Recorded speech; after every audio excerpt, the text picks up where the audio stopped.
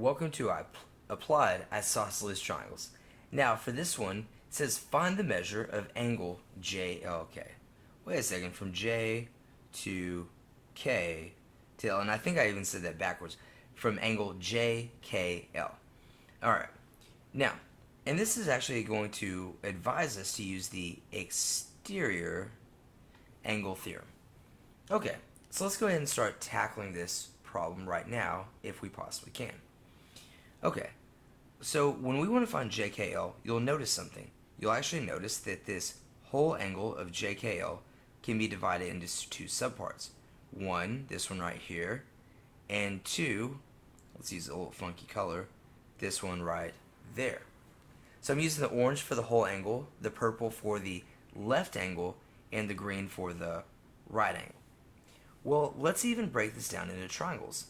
I'll use this kind of purple here to demonstrate. We know that three angles of a triangle have to add up to 180. Good. And so we could do 42 plus 68, which will of course give us 110. Now remember the rule.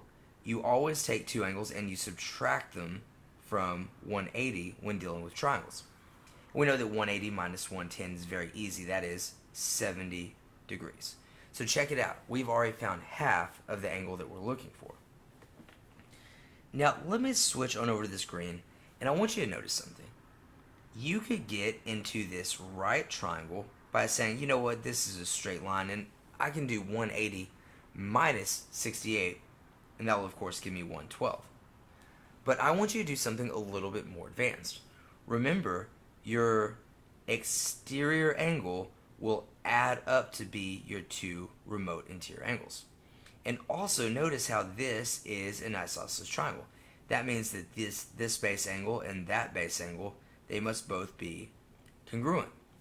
So what are we really saying? We're saying that by the exterior triangle theorem, this exterior angle must be what is split up into both of these congruent angles. AKA, we can do 62 divided by 2 and get 34 degrees as this angle right here, and or this angle right there.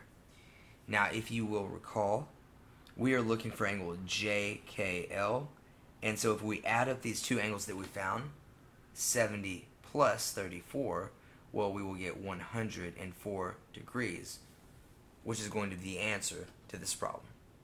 Alright, we would say the angle JKL is equal to 104 degrees. Alright, let's move on to our second example. Okay, here we are in our second example. Of course you'll notice it says example 4, but second example for this video. And given AD is congruent to AN, let's go ahead and label that. AD is congruent to AN. Okay, we're talking about an isosceles triangle here. And ND is congruent to NC. Yeah, let's switch colors here. So ND is congruent to NC. Oh, we see we have a second isosceles triangle here. We want to find one of the base angles of triangle CND. So let's see. Here is triangle CND, and that, those are base angles.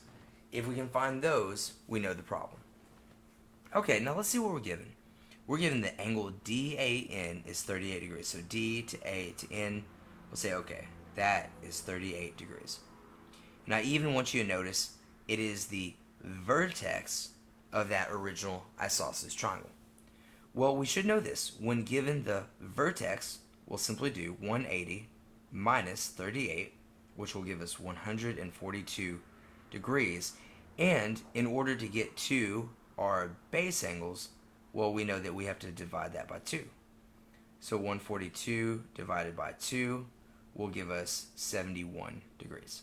And now, you know what? That is 71, and that is 71, if I can squeeze it in. Now here's the very last thing. Of course we could find this angle right here.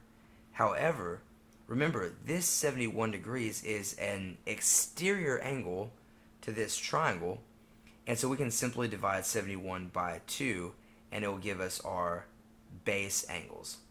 Okay? So let's see. So I can do 71 divided by 2, and of course that will give me 35.5 degrees and that is our answer. We could say that this base angle is going to be equal 35.5 degrees. Alright guys, I hope this helps, and I'll catch y'all in our very next video.